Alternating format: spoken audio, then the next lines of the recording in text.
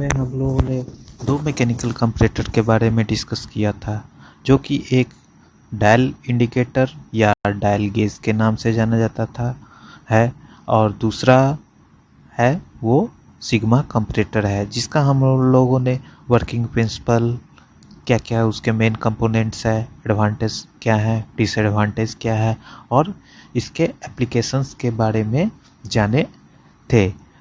आज के इस लेक्चर में हम लोग some another type of comparators के बारे में डिस्कस करेंगे, जैसे कि pneumatic comparators, electrical comparators, electronics comparators और इसके क्या क्या एडवांटेज है और डिसएडवांटेज है और ये कहाँ कहाँ उपयोग में लाए जाते हैं। Let us start with our topic with pneumatic comparators. तो न्यूमेटिक कंपैरेटर्स, जैसा कि इस स्लाइड पे एक कंप्लीट सेटअप आपको दिखाया गया है। अब हम इसके कंस्ट्रक्शंस के बारे में कुछ जान लेते हैं। तो यह जो है एक प्रकार का कंपेयरिंग इंस्ट्रूमेंट। कंपैरेटर्स क्या होता है, हम लोग जैसा कि पहले के कुछ लेक्चर में जाने थे, जो कंपैरेटर्स होता क्या है, तो कंपेयरिंग करने वाला इंस्ट्रूमेंट है यह, जो क्या कंपेयर करता है, तो कोई भी स्टैंडर्ड वैल्यू को या दिए गए या मापे गए रीडिंग से कंपैरिजन करता है, जो कितना रीडिंग में वेरिएशन है, कितना चेंजेस है। इस कंपैरेटर में हम लोग जनरली एयर का प्रयोग करते हैं, क्योंकि हम लोग जैसा जानते हैं न्यूमेटिक मतलब एयर का यूज़ करना।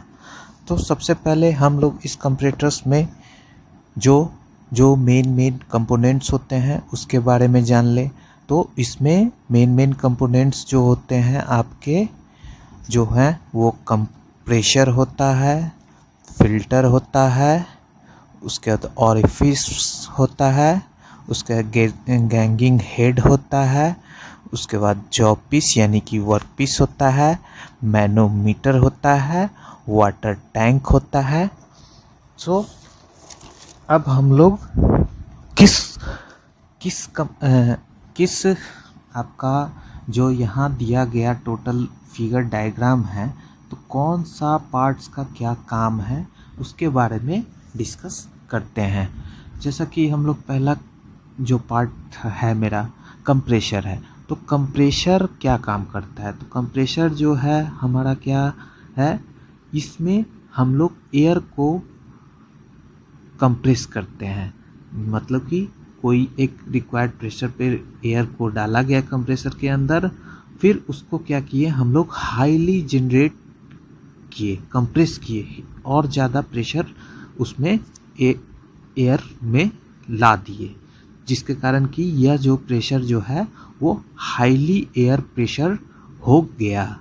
अब हम दूसरा कंपोनेंट है मेरा फिल्टर।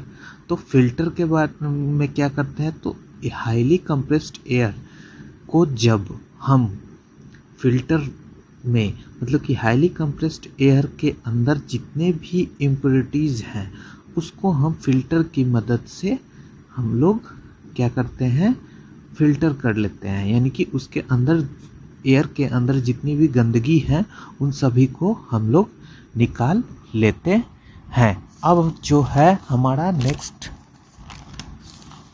जो है मेरा मैनोमीटर ट्यूब। तो मैनोमीटर ट्यूब जो कि यहाँ पे है लगा हुआ, मैनोमीटर ट्यूब्स का क्या काम है, तो मैनोमीटर्स का ट्यूब का है मतलब कि कितना हम लोग प्रेशर पे काम कर रहे हैं, एयर का इस्तेमाल कर रहे हैं और कितना प्रेशर में हमको काम करना है, उन सभी रीडिंग को मैनोमीटर के जरिए हमें ये बताता है। अब आता है हमारा नेक्स्ट टैंक, जो कि एक स्टोरिंग डिवाइस है, जो कि स्टोरिंग क्या करता है, इसमें वाटर को ये स्टोर करता है। अब हमारा नेक्स्ट आता है ऑरिफिस। ऑरिफिस का यूज़ क्या है, तो ऑरिफिस का यूज है जो हमें कितना कंट्रोल्ड एयर यानी कि प्रेशर में कितना जो इस्तेमाल में लाया गया है उसको कहाँ पे रिक्वायर्ड है, उस जगह पे उसको प्रेशर, एक रिक्वायर्ड प्रेशर के अनुसार वो उस जगह पे उसको, जहां हमको उस एयर का इस्तेमाल करना है, वहां पहुंचाना। उसके बाद आता है गेज हेड। तो गेजिंग हेड जो है हमारा मेजरिंग इंस्ट्रूमेंट है, जो कि किसी भी internal dia of a cylinder को मेजर करता है। सो हम लोगों ने इसके कंपोनेंट्स के बारे में जान लिए। अब हम लोग क्या जानते हैं, इसका वर्किंग प्रिंसिपल के बारे में। सबसे पहले हम क्या करेंगे, कंप्रेसर के द्वारा एयर जो है हाईली प्रेशर एयर को कन्वर्ट कर सप्लाई लाइन के द्वारा हम लोग क्या करते हैं, फिल्टर से होकर गुजारते हैं। जो कि फिल्टर क्या करता है, हम लोग को हाईली प्रेस्ड एयर जो है उसको, वो क्या है, उसके अंदर जितने भी इम्प्योरिटीज़ हैं उसको फिल्टर करके आगे नेक्स्ट ऑरिफिस के पास हमें भेज देता है। अब ऑरिफिस क्या करता है, तो हमें जितना भी हाईली प्रेशर्ड एयर का रिक्वायर्ड है वो क्या करता है, हमें वो सबसे पहले क्या करता है, हमें वो जितना भी हाईली प्रेशर है वो इस वाटर टैंक में भेजता है, और हमें जितना रिक्वायर्ड का प्रेशर चाहिए फिर इस मैनोमीटर के रीडिंग के द्वारा हम लोग ऊपर की तरफ, ये जो दिख रहा है मैनोमीटर के रीडिंग के द्वारा हम लोग उस ऑरिफिस के द्वारा हम लोग जहाँ पे हम लोग का हाईली प्रेशर का वर्क है वहाँ पे हम लोग इसे इस्तेमाल करते हैं। अब हमें ऑरिफिस जो है एयर फ्लो का रेसिस्ट कितना करता है, कितना एयर हमें चाहिए उसे फ्लो कराना, वो उसे फ्लो कराएगा, और रेस्ट एयर जो होगा उसे रिट्रैक्ट कर वह वाटर टैंक में एक ट्यूब की मदद से आएगी, फिर अपोजिट ये ट्यूब में आएगी। अब वाटर के हाइट में वेरिएशन होगा, जिस कारण से वाटर के हाइट में वेरिएशन होता है। अब जो है, अब एयर जो आएगा पास यानी कि जो होगे, तो वो फाइनली प्रेशर गेज यानी कि मेजरिंग गेज में जाएगी, जो कि एयर के द्वारा उसमें लगे प्लंजर को, एयर के द्वारा लगे उसमें प्लंजर को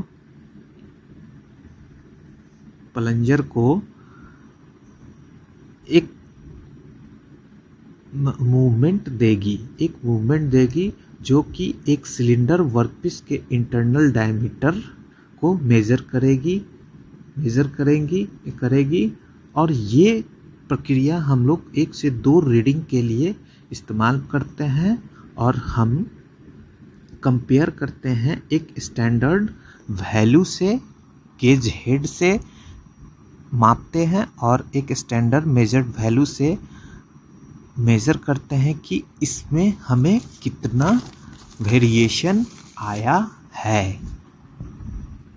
ये सभी रीडिंग हम लोग मैनोमीटर के द्वारा शो करेंगे और हम नोट करेंगे। जैसा कि इस स्लाइड्स में वर्किंग प्रिंसिपल भी मैंने बताया है, और डायग्राम भी, और मूवमेंट कैसे हुआ, पहले A1 पे था, A2 पे था, फिर हुआ, फिर A3 पे हुआ, फिर A4 पे हुआ, फिर अनदर रीडिंग, फिर वाइस वर्सा, फिर A1, A2, A3, A4। Okay, next अब हम लोग इसके एडवांटेज और डिसएडवांटेज के बारे में जानकारी ले लें।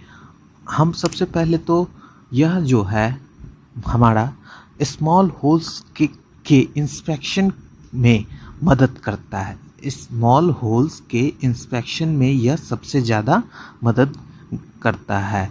उसके बाद एलिमेंट्स जो जितने छोटे होते हैं वो ज़्यादा ही प्रिसाइज्ड मेजर्ड वैल्यू देते हैं, जो कि छोटा डायमीटर में पॉसिबल नहीं होता है। ज़्यादा डीप होल वाले भी मेज़रमेंट ले सकते हैं। इसके द्वारा हम लोग ग्रेटर एक्यूरेसी प्राप्त होती है। इसमें मेटल टू मेटल का कांटेक्ट नहीं होता है, सो सरफेस वॉल जो होता है वो गुड फिनिश्ड होता है। अब हम लोग इसके कुछ डिसएडवांटेज के बारे में जान ले। तो इसमें जो है एक्यूरेट एयर प्रेशर रेगुलेशन की आवश्यकता होती है, मतलब कि एक अलग से हमें प्रेशर रेगुलेटर की आवश्यकता होती है जो कि एक एक्यूरेट प्रेशर को बताता है। इसके द्वारा हमें स्केल रीडिंग यूनिफॉर्म में नहीं आता, वो हमेशा वेरिएशन करता रहता है। इसमें जब ग्लास ट्यूब को हम लगाते हैं तो एरर्स को मेजर एरर करता है और हाईली मैग्निफिकेंस आती है। एक कॉम्प्लेक्स कंस्ट्रक्शन होने के कारण यह पोर्टेबल नहीं होता। हर गेजेस लेड में अलग अलग डायमेंशंस के ये होते हैं। अब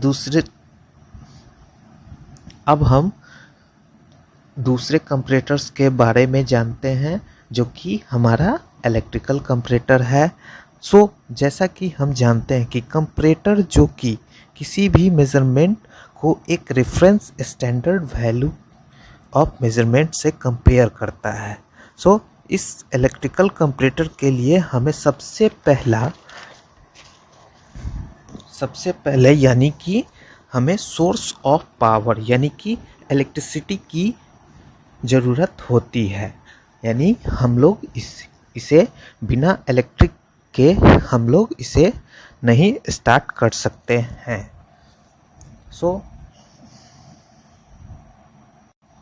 किसी भी दो चीज़ों को कंपेयर करने के लिए और उसके वेरिएशंस को नोट करने के लिए हम लोग कंपैरेटर्स यानी कि इलेक्ट्रिकल कंपैरेटर का इस्तेमाल करते हैं, जो कि मैंने इस स्लाइड में एक complete setup of electrical comparator दिखाया हूँ और दूसरा में है इसका elements of an electrical comparators को दिखाए हूँ।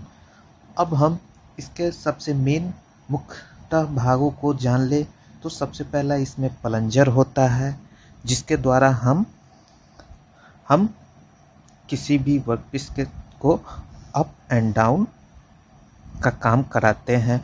दूसरा गाइड ब्लेड या सपोर्टिंग होता है, जो कि प्लंजर को मूवमेंट करने में आसानी यानी कि सपोर्ट का काम करता है। तीसरा जो होता है मेरा आर्मेचर होता है, जो कि प्लंजर को से अटैच होता है। जब प्लंजर मेरा अप और डाउन वार्ड में होगा तब जो मेरा आर्मेचर भी है वो भी मेरा अप और डाउन वार्ड में काम करेगा। तीसरा हमारा स्प्रिंग होता है, जो कि मूवमेंट को एडजस्ट करने में काम में आता है। पांचवा नंबर हमारा कॉइल है, जो कि आर्मेचर के ऊपर और नीचे अटैच होती है। यह इलेक्ट्रिकल कंपैरेटर व्हीटस्टोन ब्रिज के पर वर्क करता है। नेक्स्ट हमारा एम्पलीफायर भी इसमें लगे होते हैं। कुछ अनदर कंपोनेंट्स गैल्वेनोमीटर होती है, जो कि रीडिंग के लिए इस्तेमाल में लाई जाती है। अब हम इसके वर्किंग प्रिंसिपल के बारे में जाने तो सबसे पहले प्लंजर के नीचे जब हम वर्कपीस को लगाते हैं तो क्या होता है, प्लंजर से हमें कांटेक्ट पॉइंट के संपर्क में आता है या किसी भी वर्कपीस को हम रखते हैं तो हमारा प्लंजर जो है अपवर्ड या डाउनवर्ड के तरफ वर्क करता है, जो कि गाइड ब्लेड के थ्रू हमें मूवमेंट होता है। और मेरा जो कि कनेक्ट प्लंजर जो है आर्मेचर के थ्रू कनेक्ट है तो वो मूवमेंट करता है। और दो कॉइल्स जो हैं लगे हुए, इन दोनों कॉइल्स के बीच आर्मेचर मेरा मूव करता है, जिसके कारण कि इसमें इलेक्ट्रिसिटी की उत्पन्न करंट की उत्पन्न होती है। और हमारा जो है व्हीटस्टोन ब्रिज के प्रिंसिपल पर ये वर्क करने लगता है और मेरा रीडिंग जो है व्हीटस्टोन अनबैलेंस कर देता है। इन सबों के लिए सबसे पहले हम मशीन को 0 पे सेट करेंगे, फिर मेरा जो रीडिंग है वो व्हीटस्टोन ब्रिज करंट के डेविएशन के कारण वो अनबैलेंस हो जाएगा और हमें वेरिएशन ऑफ रीडिंग्स प्राप्त होने लगेगी, जो कि गैल्वेनोमीटर पे हमें शो करेगी एक पॉइंटर्स के जरिए। अब हम इन वेरिएशन रीडिंग्स को नोट कर लेंगे और जो रीडिंग आएगी उससे हम एक स्टैंडर्ड रेफरेंस वैल्यू से कंपेयर करेंगे। यह प्रक्रिया हम लोग 2-3 बार रीडिंग को लेते हुए बनाएंगे और हमारा ये जो है इलेक्ट्रिकल कंपैरेटर का वर्किंग कहलाएगा। अब हम इस इलेक्ट्रिकल कंपैरेटर के एडवांटेज के बारे में डिस्कस कर लें तो इस कंपैरेटर में वाइब्रेशन बहुत ही कम होता है। इस कंपैरेटर में बहुत ही कम मूवमेंट वाले पार्ट्स लगे होते हैं। एसी सोर्स ऑफ पावर के कारण फ्रिक्शन नहीं होता, जिसके कारण एरर भी कम होते हैं। अब कुछ डिसएडवांटेज भी जान लेते हैं इसके बारे में। तो इसकी एक्यूरेट एसी करंट के कारण सप्लाई पर निर्भर करती है, यानी कि जब वोल्टेज का फ्लक्चुएशन होगा तो इसकी एक्यूरेसी जो है वो एक्यूरेट नहीं आएगी। काफ़ी एक्सपेंसिव कॉस्टली होता है, मेंटेनेंस कॉस्ट हाई होता है। पॉइंटर एक फिक्स्ड स्केल पे ही वर्क करेगी। अब हम लोग कुछ जो अनदर मेरा टाइप ऑफ कंपैरेटर है जो कि इलेक्ट्रॉनिक्स कंपैरेटर है, इसका हम लोग इसके भी बारे में कुछ जानकारी ले लें। इस कंपैरेटर में हम लोग एक कॉम्बिनेशन ऑफ सर्किट की सहायता से हम दो रीडिंग को एक स्टैंडर्ड वैल्यू से कंपेयर करते हैं और इसका इस्तेमाल रीडिंग करते हैं। इसका यूज़ कंपैरेटर का यूज़ हम कोई भी सरफेस के फ्लैटनेस को चेक करने के लिए इस्तेमाल में लाते हैं। इस कंपोनेंट्स के मेन पार्ट्स जो कि इस स्लाइड्स के फिगर में बताया गया है, oscillator, amplifier, demodulator, meter, transducer, plunger होते हैं। तो और इसमें एक सेंसर भी होते हैं। अब हम लोग जाने जी कौन से पार्ट्स का क्या काम होता है। तो सबसे पहला हमें आता है सेंसर, जो कि किसी भी सरफेस के कांटेक्ट में बनाने के उपयोग में लाया जाता है। जिस सरफेस को हमें मेजर करना है वो सेंसर के द्वारा सेंस करके हमें उसके कांटेक्ट में आता है। दूसरा नंबर आता है मेरा ट्रांसड्यूसर,